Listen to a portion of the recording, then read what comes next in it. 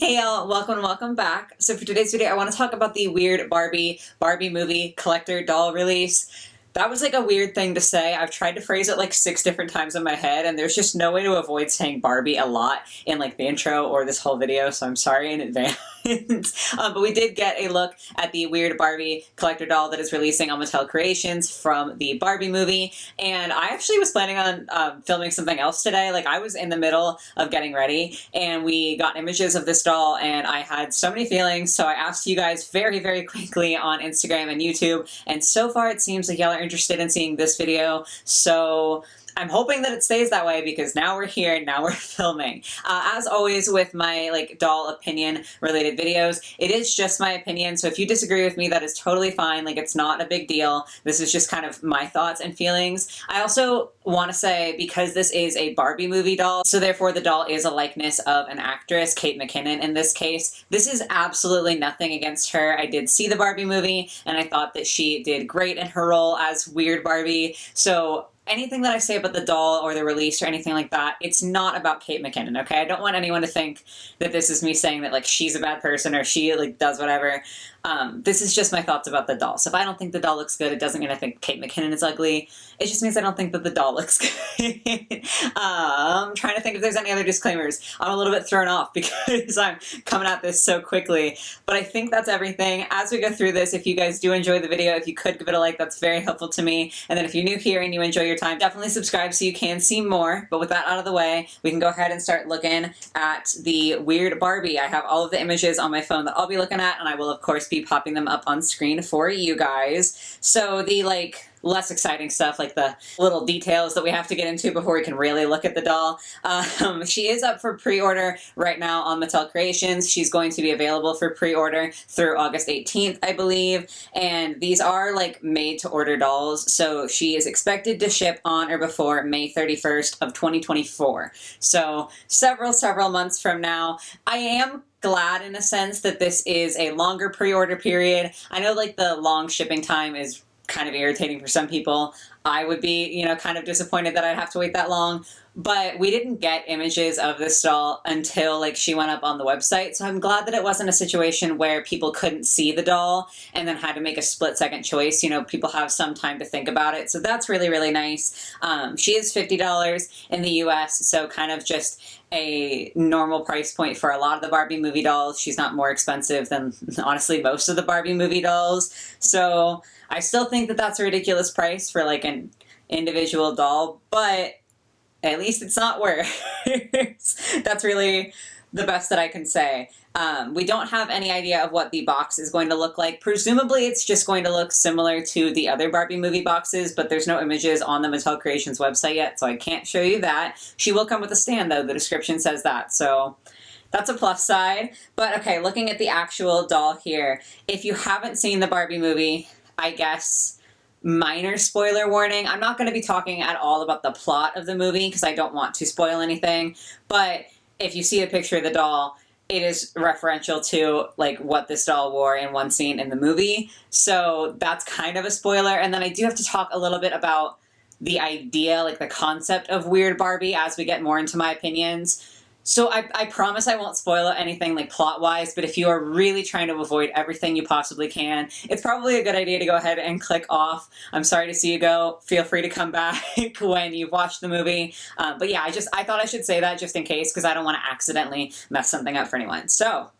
now I can pop the image on screen here. This is what the Weird Barbie is looking like, and I do feel like this is a pretty accurate representation of what the Weird Barbie looks like in the Barbie movie. We have the snakeskin boots and like this funky dress with an interesting pattern, the chopped up hair, and then like the scratches, or not scratches, but like marker on the face.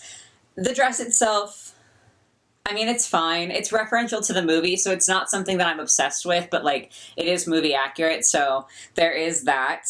The boots I do think are pretty cool. I just like snakeskin. I just think it's a fun pattern. So like I do enjoy those. I did want to shout out this image that they have in the stock photos of the doll doing the splits because that was like a funny thing within the movie. It is on a made to move body, so this doll does have a lot of articulation, which is good. And then zooming in more on the face, you can see more clearly how the hair is kind of going every which way. There's a couple of different colors in there, and there's like printed on marker as though a kid had drawn on her with marker. I am going through this very quickly because honestly the majority of my opinions have nothing to do with the doll herself, but like kind of the release and like what this represents. I don't know, it's weird and it might just be me. We're gonna get into it. But yes, the best way to summarize my feelings on the actual doll are that it's not a doll that I plan on buying. She looks fine. Again, this isn't like anything against the designers or Kate McKinnon or anything like that. It is a movie accurate representation of the character, so that's a good thing and like that's a positive. It's just not something that I'm particularly interested in. But the thing that is weird to me is just the whole fact of this release, I guess. I don't know. Because I feel like everyone knew that this was going to be the weird Barbie doll even before we actually got images of her, just from how the teaser was on the Mattel Creations website. So I should have been expecting it, but upon seeing it and seeing the price tag and everything, I just felt kind of strange about it. This is where like the very, very minor, only potential spoilers come in. The whole point of the weird Barbie in the Barbie movie is that she's a doll who has been played with maybe a little bit too hard and a little too earnestly. You know, the kids who are playing with her have like chopped all of her hair off and drawn on her face in markers and like redressed her clothes and bent her around a lot, and she's like halfway stuck in certain poses and she moves a little oddly. And the whole point is that it's a doll that literally got loved into being weird. And I know that this is not something that everyone can relate to, because I know that there are those of you watching who weren't allowed to have dolls as kids, but I also know that there are those of you who were. And so I do feel like amongst people who played with dolls as kids, it's not an unusual thing to remember doing this to your dolls and creating weird Barbies, whether on purpose or on accident. I know when I was a kid, for a while I would be like very nice with my Barbies, and then I would get a little too rough, and then I would get a little bit too creative, and I did chop off their hair and mess up their faces and draw on their bodies, and I did do all of these things, and I know that that's something a lot of people who were allowed to or had access to dolls as kids did. So like, it's a very earnest thing, and I do think that I'm trying not to like say anything that's kind of spoilery. I think that the idea of weird Barbie is very earnest because I do think that it comes from a place of enjoying a toy too hard, you know, like enjoying it too much. And it's just kind of a very wholesome thing to me, and she's a good character in the movie. So I like the idea of weird Barbie, but what I think is strange is the idea of purchasing the weird Barbie. And again, you guys may completely disagree with me, and that is totally fine. I would love to hear your thoughts on this in the comments. But for me, it just strikes me as a little bit strange because I do understand that this is like a collector level doll, and this is a doll that is meant to be movie accurate and represent a costume from the movie and a character from the movie. I do understand that. Like, it's not that I'm missing that point. I guess I just think it's a little bit odd. We've seen a really cool resurgence of tons of people who saw the Barbie movie and who are buying their first dolls ever because of it. Or not like necessarily their first dolls ever. Some of them it's their first doll ever, and some of them it's like their first doll as an adult. And it's really cool. Like, we're seeing this resurgence of people rediscovering their love for dolls and like wanting to purchase dolls.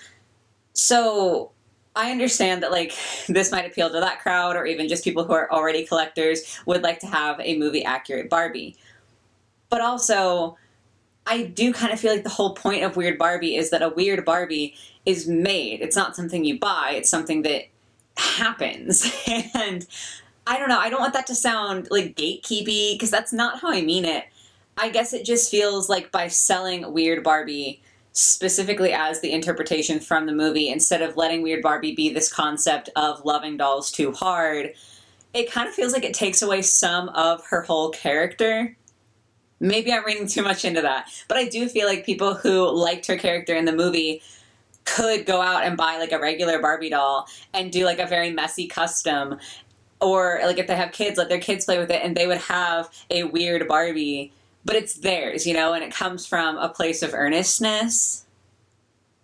Like, the more that I speak, the more I'm like, I'm probably just reading too much into this. But to me, especially because this doll is $50, I know that that's just the collector Barbie price tag. Like, I get it. But the idea of paying $50 to buy a toy that is intentionally messed up, when the idea of the character behind that toy is that it gets messed up from being played with too much, it just feels a little bit dissonant to me. Like, it doesn't feel like it quite connects.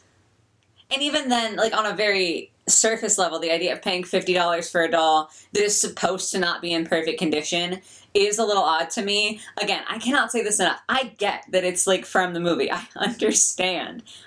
But also, I wouldn't want to pay $50 for a doll that intentionally has a messy face up and really messed up hair. Like, you can't really restyle that sort of hair into a good situation. At least I wouldn't think that you could, because it's all chopped in different lengths, or rather, rooted in different lengths, probably.